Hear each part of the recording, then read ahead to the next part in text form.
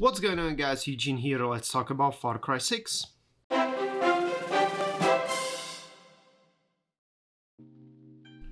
new installment in a long-running series by Ubisoft, Far Cry 6 brings everything that you've seen before in the previous installments of Far Cry, while bringing new features and excluding some of the old ones.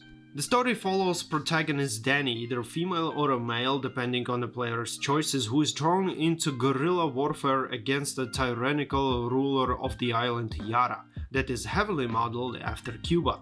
As in previous games, you have a huge island that is divided into districts. Each district is controlled by the lieutenant that you need to defeat, and at the end you get a shot at the big fish himself. What I really like about the story is the improvement that you actually have a cutscenes where you see your character from the third person and you see him interacting with the others NPCs. And actually in some encampments you can even see him in turnbow. This is a huge improvement because in previous games you've always seen two things of your character, hands and boots. Also, what I love about the story is the setting itself. For some reason, playing in this island that is heavily modeled after Cuba, fighting against the dictatorship, running around in this cool old cars is just amazing. The whole setting for me is first thing that draw me towards it, and it's something that kept me going and still keeping going in the game. Gameplay also features many things that you've seen before. You have regular guns, or you also have handcrafted guns, you have at your disposal amigos, which are your animal friends, and you also have a heroes for hire system. Additional new features for this game are crazy backpacks that can always do something like an ultimate ability for you every time when you feel cornered, like launching rockets or creating a ring of fire around you, or many others that you find throughout the game. Another new feature are unique guns. While there are those that you collect and you can always mod them or do anything with them, but the unique weapons are extremely powerful, but you use them as they come,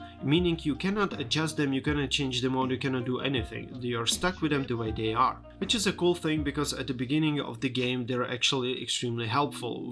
While using them, let's say a regular pistol is much more powerful than your assault rifle that you currently have.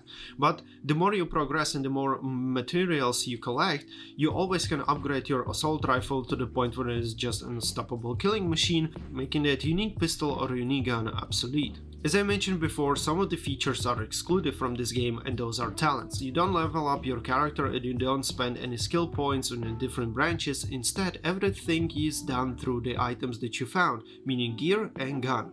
Each of them have different perks that you can upgrade or add them. You can mod them in any way you like, making you always prompt into carrying different weapons and a different gear depending on the mission that you want to currently complete. And honestly, this is something unique because in this case you need to pay attention on what kind of mission you're going to complete. Like if you have a mission to burn a tobacco plantation, you know that one weapon that you should definitely carry is a flamethrower, but at the same time you should equip a gear that is very low flammable and can help you put out a fire much quickly or even automatically without you doing anything. Additional feature that is excluded here is crafting and skinning, and for someone it might be a negative thing. For me, to be honest, it's positive, because I remember in previous installments you want to go and continue through the story, or you want to take on some lieutenant or a mini boss, but you could not because you didn't have enough rockets in your pocket. So instead you spend hours finding this rare tiger that you needed to kill and skin in order for you to create a bigger bag for your rockets. Here, fortunately, you don't have to. Everything is done through the items and through the leveling and different perks, and depending on what kind of gear you carry, you can always either carry more rockets or carry more ammunitions.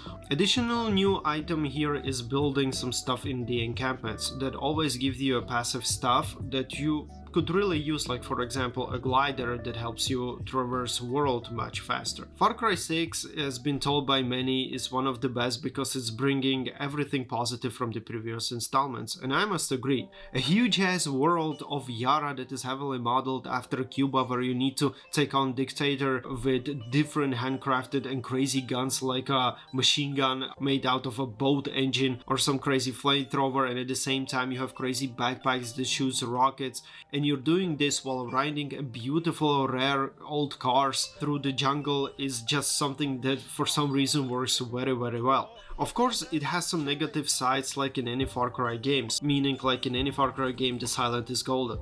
If you run around sneaking and killing everyone silently or shooting with a silent sniper rifle, you can be done with the mission in a couple minutes. But if you're accidentally spotted and suddenly this crazy mayhem starts, it can take you an hour to actually get out of this situation, because enemies are non-stop coming, there are non-stop grenades, suddenly there are heavy armored enemies that you just cannot kill with anything, and suddenly everything is happening around so crazy that you're just even lost in what you're doing.